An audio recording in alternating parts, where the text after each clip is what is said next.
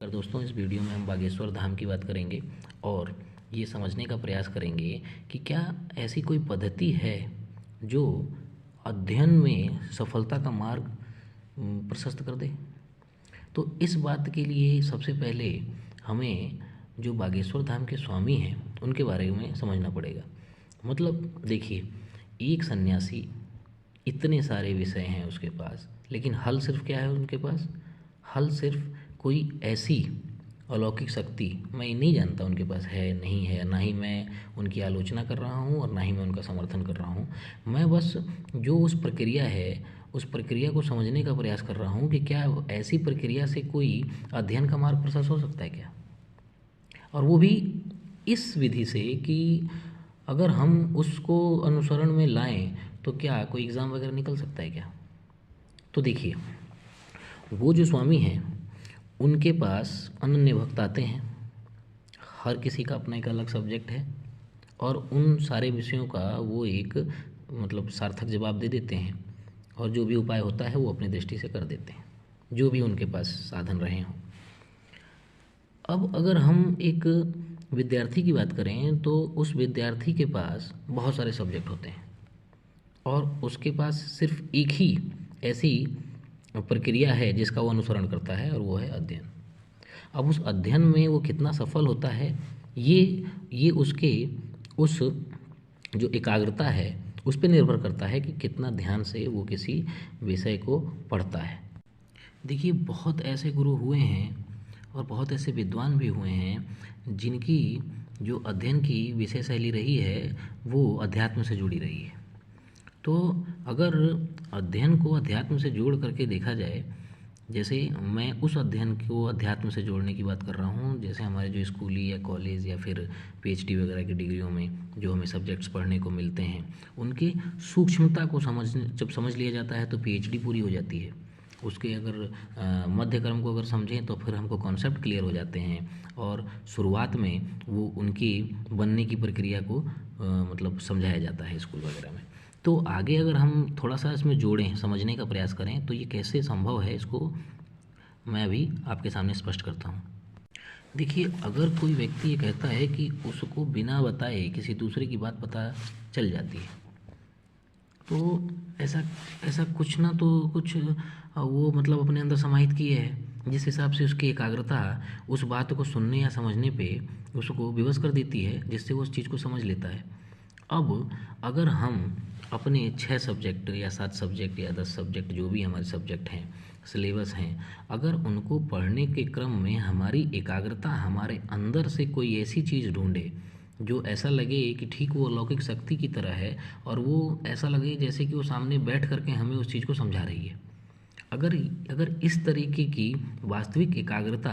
अगर हो तो हम सूक्ष्म से सूक्ष्म चीज़ को समझ सकते हैं, और समझने के बाद हमको ये भली भांति मतलब ज्ञात हो जाएगा कि कोई भी ऐसा टॉपिक, कोई भी ऐसी संकल्पना, किसी भी प्रकार का अध्ययन दूर नहीं है। आपको एक अपने किताब में अपने आप से एक अलौकिक शक्ति का अनुभव होगा कि कोई ऐसी चीज़ है जो मुझे इस चीज़ को पढ़ा रही है। मैं ये मतलब ऐसे ही नहीं बोल रहा हूँ। मैंने रामानुज के बारे में थोड़ा बहुत जानने की कोशिश की तो कहा गया कि उनकी जो दिमाग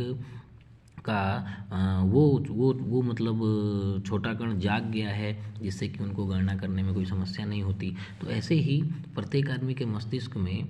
बहुत अलौकिक शक्तियाँ भरी हुई हैं। अब उनको किस प्रकार इस्तेमाल करना है ये उस व्यक्ति के अभ्यास पे है। तो अगर किसी सब्जेक्ट को ऐसे समझूं कि मुझे कोई अलौकिक शक्ति पढ़ा रही है, और वो अलौकिक शक्ति तभी आएगी जब एकाग्रता आएगी, तो एकाग्रता ही उस अलौकिक शक्ति की शक्ति है जो हमारे अंदर से जागृत होती है और उन समस्त विषयों को जिसको हम पढ़ना चाहते हैं उसके बारे में हमें भान करा देती है। तो इससे क्या होता है कि जो आपके मस्तिष्क की क्षमता है, देखिए हमारा मस्तिष्क में बहुत शक्तियाँ हैं। इसके नस से 4 बार धरती को बांधा जा सकता है। जो इसमें छोटी नसें हैं, अगर उनको निकाला जाए तो उससे 4 बार धरती को बांधा जा सकता है। तो आप ये समझिए कि जो बागेश्वर धाम के स्वामी के पास जो शक्तियाँ हैं, अगर वो उस तरीके की चीज़ें कहते हैं या फिर हमें सोशल मीडिया से जानकारी जो मिलती है उसके अनुसार मैं ये आपके सामने बता रहा हूँ। तो ऐसी शक्तियों का उपयोग अपने पठन पाठन में भी किया जा सकता है और वो चीज़ निकल सकती है। और अगर अध्यात्म से जोड़ के देखें तो ये कहा जाता है कि ईश्वर तो मनुष्य के अंदर ही है। तो हमें भी अपने इष्ट से या जो भी, या फिर मैं अगर अपनी विद्या को ही अपना इष्ट मान लूँ कि नहीं यही हमारा इष्ट है, तो करने के लिए अगर हम आगे की तरफ बढ़ें तो उन सारी चीज़ों को हम पा लेंगे। जब बागेश्वर धाम के स्वामी के पास कोई व्यक्ति आ रहा है और वो कोई अपना सवाल बोलता है, वो उसको पहले ही लिख चुके होते हैं, तो उस उनको पहले ही इस बात का भान होता है कि मेरे दरबार में कोई इस प्रकार का व्यक्ति आएगा या फिर आ चुका है, या फिर ऐसे सवाल हमसे पूछे जा सकते हैं, या फिर उस क्रम में उनको इस बात का भान हो जाता होगा क्योंकि उनकी एकाग्रता जो है वो अपने इष्ट के प्रति है। और जब वो उस एकाग्रता में उस चीज़ को ढूंढने का प्रयास करते हैं या फिर उसमें जब अभ्यासरत रहते हैं तो उनके सामने चीज़ें स्पष्ट होती चली जाती हैं। ठीक उसी प्रकार से अगर हम किसी कॉन्सेप्ट को पढ़ने का प्रयास करें या किसी विषय को पढ़ने का प्रयास करें और ये मान लें कि इसको पढ़ना है और इतने एकाग्र हो जाएं उस चीज़ को समझने के लिए कि फिर हमें अपने अंदर से ऐसा भान हो कि हमारे अंदर से ही कोई व्यक्ति हमारे सामने बैठ के हमको पढ़ा रहा है। बात पे गौर कीजिएगा कि हमारे को पढ़ाने वाले हम खुद हैं। अगर हमारे को जब इस बात पे विश्वास हो जाएगा कि हम अपने आप से बात करने लगें, चिंतन के उस मार्ग से वहाँ तक पहुँच जाएं जहाँ तक हम जाना चाहते हैं उस विषय को लेकर, तो ये बिल्कुल स्पष्ट है कि आपको अलौकिक शक्ति के दर्शन भी हो जाएंगे। ऐसा मेरा मानना है। अब ये कितना सही है और कितना गलत, ये ठीक उसी प्रकार है जिस प्रकार बागेश्वर धाम के स्वामी अपनी चीज़ों को करते हैं। इसीलिए मैंने अध्ययन से बागेश्वर धाम के जो स्वामी की प्रक्रिया है उसको जोड़ने का एक छोटा सा प्रयास किया है। और मैं ये चाहता हूँ कि जैसे जो लोग बागेश्वर धाम को मतलब इतना प्रभावी मानते हैं, वो एक बार इस विषय पे ध्यान दे करके एक बार समझने का प्रयास करें कि क्या अध्ययन के साथ, मेरा स्पेशली स्टूडेंट से ही है कि जो लोग सिविल यूपीएससी वगैरह की तैयारी कर रहे हैं, वो लोग इस विषय पे एक बार ध्यान दे करके एकाग्र होकर के देखें तो शायद हो सकता है कि उनकी जो शिक्षा का स्तर है वो सुधरे और वो फिर जो शब्द होते हैं, जो कॉन्सेप्ट होते हैं, उनकी विवेचना इस प्रकार करें कि ऐसा लगे कि उसको कोई एक छोटा स्टूडेंट नहीं कर रहा या फिर उसको कोई कॉलेज का स्टूडेंट नहीं कर रहा, बल्कि उसको एक पीएचडी स्कॉलर कर रहा है। तो ये जब अपने अंदर लाने का प्रयास किया जाएगा तो एक हमारे अंदर की अलौकिक शक्ति जागेगी और वो फिर उन विषयों के बारे में बताएगी भी। तो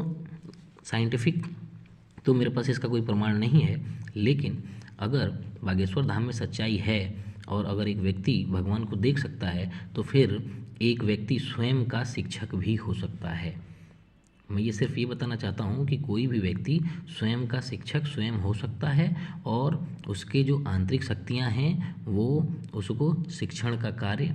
भली प्रकार से कराती रहेंगी।